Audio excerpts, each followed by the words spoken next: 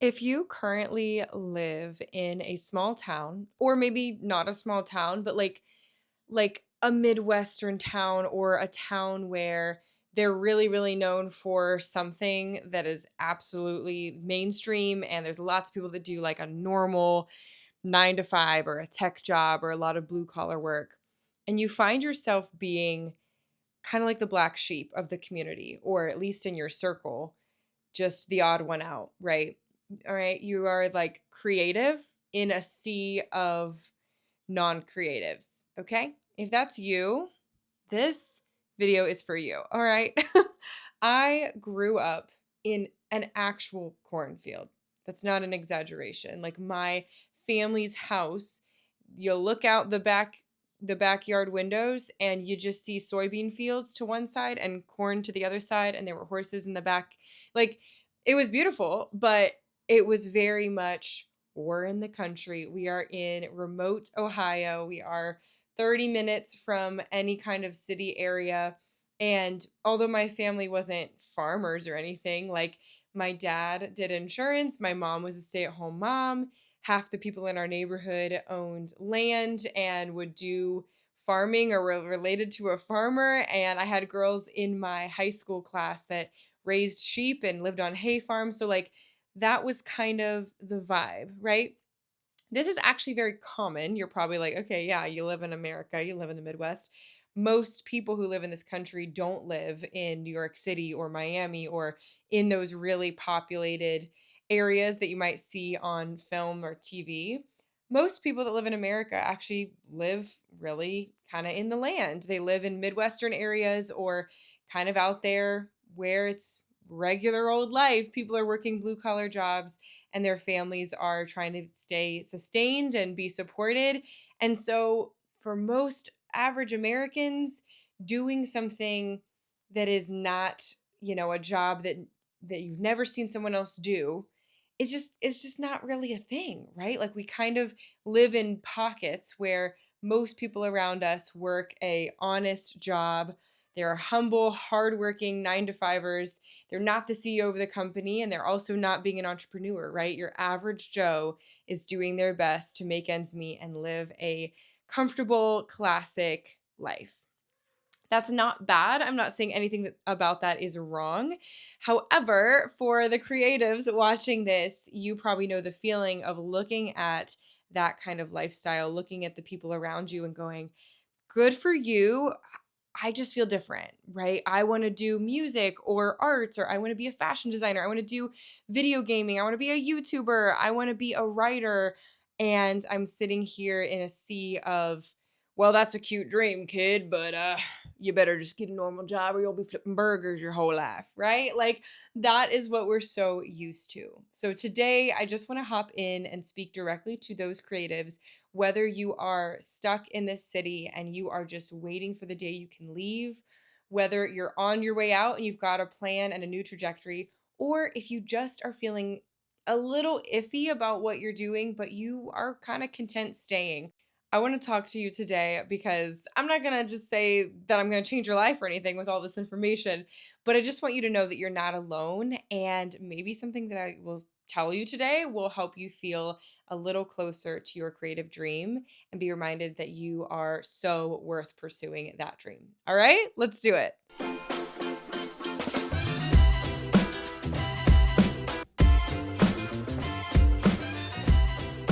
So, I've been thinking a lot about the fact that the environment that you're in really does affect your outcome. It affects everything from your physical health to your mental health to the career you pick to so many things. And that's kind of why we see creative pockets, so to speak, of parts of the world where everyone will kind of flock to Los Angeles for filmmaking and acting, and people will go to New York for all kinds of things, but the arts are really big there as well as finance. And people move to Miami for maybe some of the party scene to be a DJ or to be in hospitality. There are different pockets, cities, and atmospheres that all kind of attract not always the same people, but definitely like more of a certain type of person. Does that make sense? I guess it's another reason why out in the sticks you're going to have a lot of farmers, but you're not going to have a lot of CEOs, right? they need to be around the other people that are kind of like them, or at least going in the same direction and have that mission, that drive, and where those tools are actually necessary. Farmers probably stick to the farmland because there's not much land to farm in downtown Manhattan. And CEOs probably stick to downtown Manhattan because they just don't feel like the hustle and bustle is really prevalent out in the countryside. But I always think this is so interesting. When we went to Alaska a few years ago, we were on a film set, and I remember kind of chatting with a girl at the hotel about what it was like to live all the way out here. And she just looked at me and had the saddest look in her eyes and was like, I cannot wait to leave. She said, it's so depressing out here. It's so isolated. It's so far away from the rest of the states that people come here because they have a secret. They come here to die. They come here because they're running away from something. And those who stay are usually really depressed or struggling with some kind of mental, unwellness. And it's a combination of maybe what's going on in their own hearts and minds, but also the environment, right?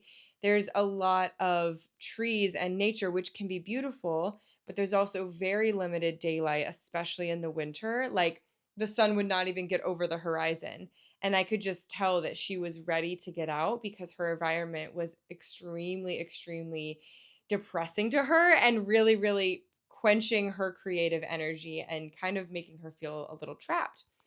I feel like that's how we can often feel with our environments, right? I know a lot of times if you're staying at home when all your friends are going off to college, you're feeling, well, wait a second, I'm not feeling inspired. I'm not feeling motivated.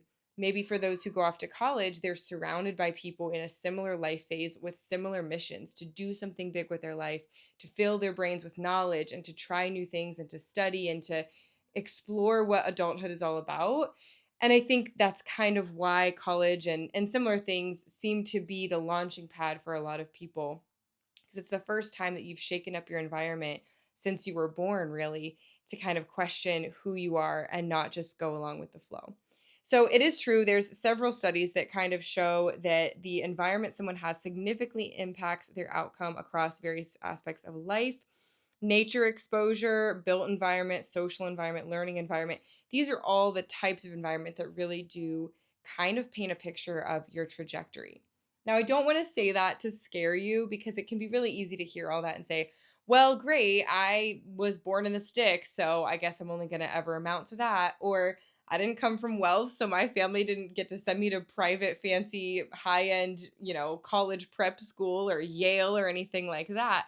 So if that's you, I don't want to scare you. That is not what I'm trying to say. You can make it big from literally anywhere. But if you have the choice and you're sitting here going, something's off with this environment, I don't feel inspired looking out my window and seeing, you know, I don't know what you're seeing, a soybean field, or like if you don't feel inspired by your environment, I think you're the one that needs to take the reins and actually change it. Okay? And I'm saying that to myself too. But when it comes specifically to Ohio, hope is not lost. Like, there are actually quite a few famous people that came from Ohio. Here's just a couple of them that come to the Google search today. LeBron James, obviously, Halle Berry, Toni Morrison, Neil Armstrong, Steven Spielberg. Okay. Katie Holmes, Paul Newman, John Legend, and Molly Shannon, Drew Carey, Steph Curry, Martin Sheen, Lily Reinhart. There's so many. It says Travis Kelce. Is that accurate? He played at university. I don't think he came from Ohio. But there's so many people who obviously made it big from Ohio, including like bands like 21 Pilots and the comedian Matt Rife. Like there's so many folks that literally share the same field, soybean, cornfield kind of environment that I did growing up. And it's like, okay, they made it out, they got inspired with what they had and they were able to go and do something. I do have a hunch that I think when you come from a place that's not innately creative, you're not born into that all ready to go kind of environment, it does give you some kind of grit. Maybe this just might be an Ohio perspective or a Midwest perspective, but it gives you more of a grit and a desire to crave and fight for and work towards something that I think is a lot different from maybe folks who were born in Beverly Hills. They still might make it, obviously, but it's a lot easier to pave your own way when somebody literally has push the gravel out in front of you and is handing you the asphalt, right? When you have to do the work of getting the rocks from the mine, this is a weird analogy, and laying the foundation for yourself, raising the funds, putting everything together, that is so much harder. And honestly, that character development along the way, I think really will change everything and affect everything. So don't let where you come from kind of keep you down or anything like that. Anything is truly possible. But I wanted to give a couple quick little reminders. If you are not happy with your environment, if it doesn't inspire you, here's what I have to say to you today. Number one, you don't have to do what everyone else does. Okay? If you are surrounded by people who all grow up and become stay at home moms or dads, there is nothing wrong with that. That is beautiful. That's a gift from the Lord. I think that's awesome. And we need those parents who dedicate their lives like that. That's great. But if you don't want to do that, or if you don't want to do that right now, then you don't have to. If you live in an area where everyone becomes a farmer, that's fine. Where everyone works as an HVAC salesperson or someone, everyone in your area, all the girls are becoming teachers and going to college for education. That's great. Good for them. You don't have to do the same thing. Don't be afraid to have your little dream. It's actually the start of a big dream, I think, and it's okay to say that's good for you, but it doesn't have to be the same for me. And you don't even have to, tell them off or tell them that they're on the wrong path or that they're dumb or something. Like no, like what's right for them might not be right for you, and that's okay. Number two, your creativity contributes to the story. It contributes to the people around you, it contributes to your community, and that is something special. Even if you live in a place where that's kind of looked down upon, I disagree. I really just think that, like, if you're a fashion designer and you come from a very conservative, small town Indiana, and everyone around you kind of just looks at you like, okay, you're gonna make dresses, question mark. I still think that your creative perspective will have so much more to do with the community than they might even think. What if you guys are doing a school play and all of a sudden they need a seamstress, someone to help make the costumes? What if they're doing a community drive at church and they're getting donations of clothing, but some of them have holes or need repairs? Guess who they're going to call? They're going to call you because you are the niche creative that makes yourself known. And the second that they need a fashion person, boom, bestie, they're calling you. Number three, sometimes being the only creative one means that you're more marketable, and it's not always bad to be a big fish in a small pond. I can speak for experience on this one. I went to a very small high school. I was pretty much the only creative, artsy fartsy person. And every time I would be in art class, everyone else around me would just kind of like stare because I knew that that was my place to shine and they knew it too. And it was fun, but also it was like, dang it, like everyone's looking at me kind of thing. But I also knew deep down, like, this is the one place out of all the classes I have. Like, I am not good at any other class, but art, drama, like singing, acting, marketing, photography, that was my jam. And even though it was kind of weird being one of the only ones and feeling a little like alone in that, it really paid for itself because when I started dabbling in photography when I was a sophomore in high school, guess who everyone wanted to call to shoot their senior pictures and to shoot their family photos, to photograph their weddings after we graduated, to capture their newborn moments, like me, because there was very little competition, which can be, I think you should always be challenged. But at the time, it was also really great because if someone needed a painting made, or I used to like Sharpie on shoes, like do those shoe designs.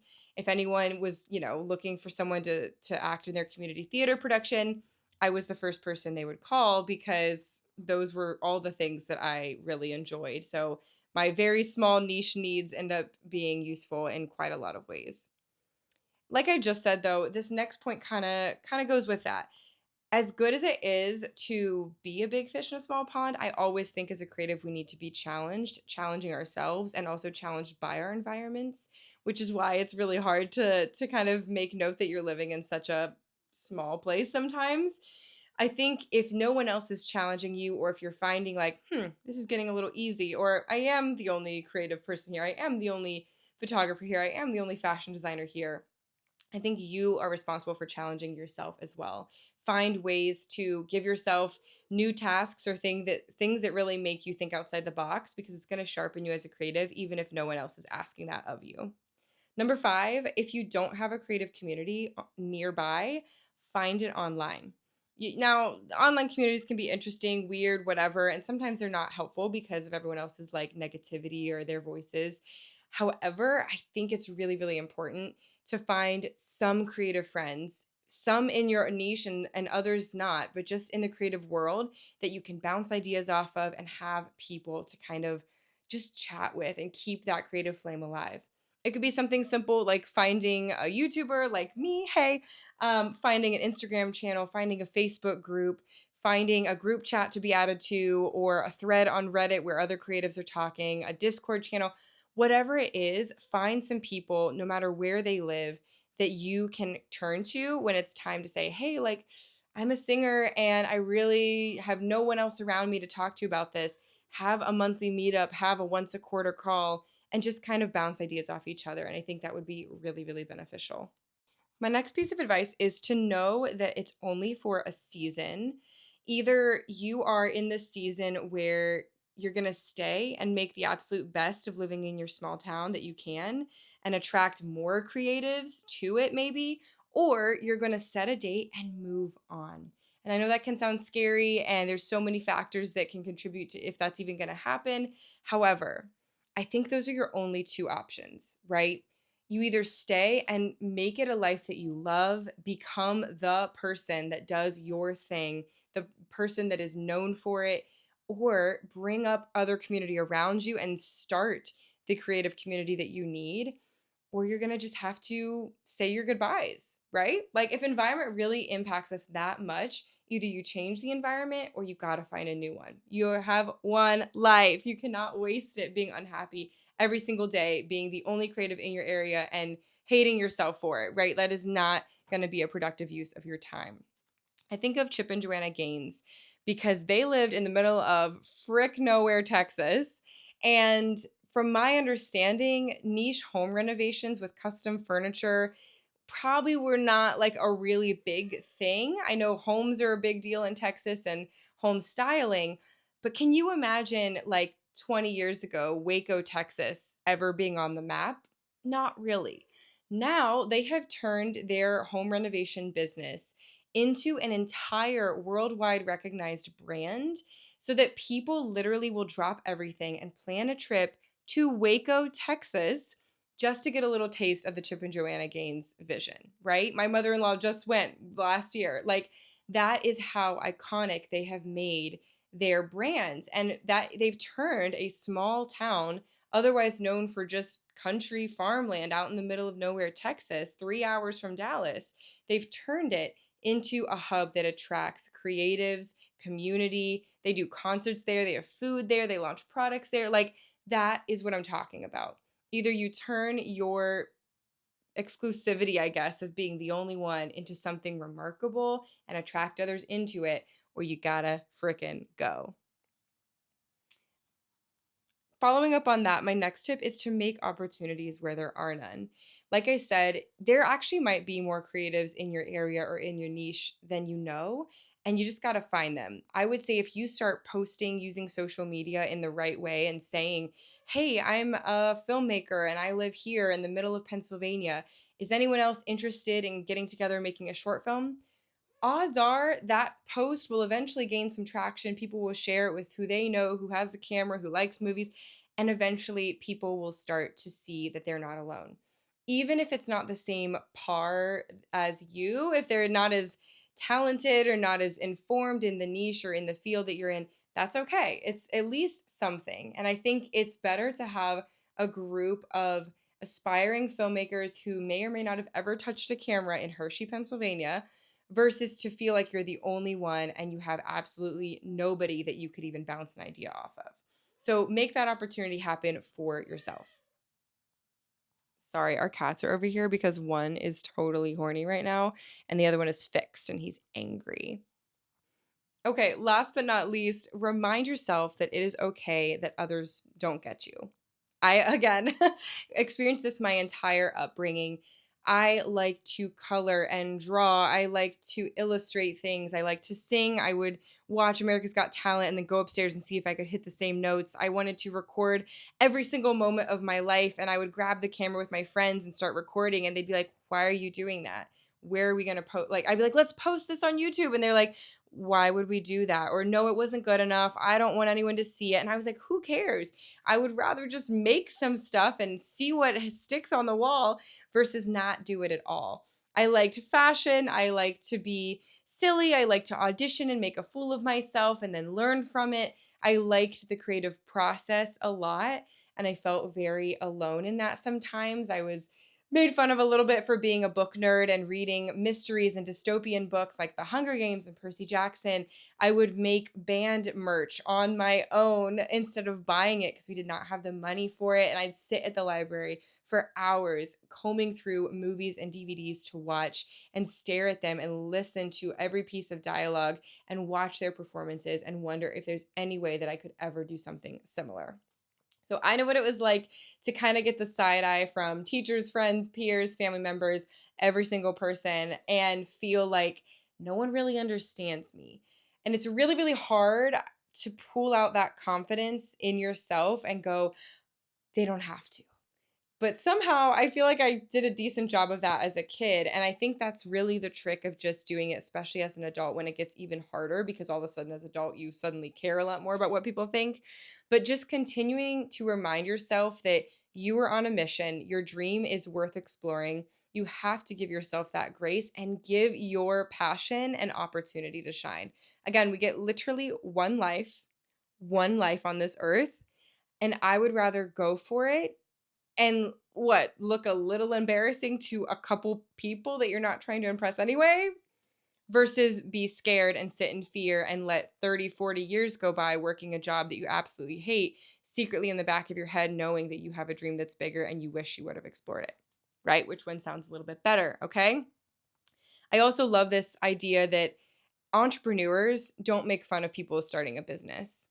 Fashion designers don't make fun of people who are posting TikToks about using their sewing machine, right? Singers, professional actors, professional athletes, they don't make fun of the kids going to soccer camp. They know at that level you have to start where you're at, and they, I think, would give you the thumbs up. So if those are the people who have made it, who you're kind of looking for their approval anyway, then why does the other opinion matter? Why do the people who are not making it in Hollywood, who have nothing to do with the film industry, why does your opinion of them actually matter when you're trying to go be the next Steven Spielberg? Okay? Okay. I know it's really easier said than done. I experience this every single day myself as a photographer and an actress and a YouTuber and a content creator. It's a lot. And I'm like, why am I even posting these videos? Is anyone going to sit here and judge me? But then I remind myself that I actually don't care and that I'd rather go for it and maybe inspire you somewhere in the world to go for it as well than to feel like I'm just another product of my environment and all I am going to do is amount to the environment around me. I don't want to live that way. I'd rather make a mark that is, I don't want to live that way. And my hunch is you probably don't either. So if this video fueled your creative fire in any way, big or small, I would just be so honored to know that. Would you let me know in the comments, hit the subscribe, like, share it with another creative friend if they need to hear this message as well, because I just think we have so much to give this world and every single one of us has a place, and that is vital and that is important and that is worth pursuing. So let me know if any of this was useful to you. Go create your dream life and I will be here cheering you on. Bye.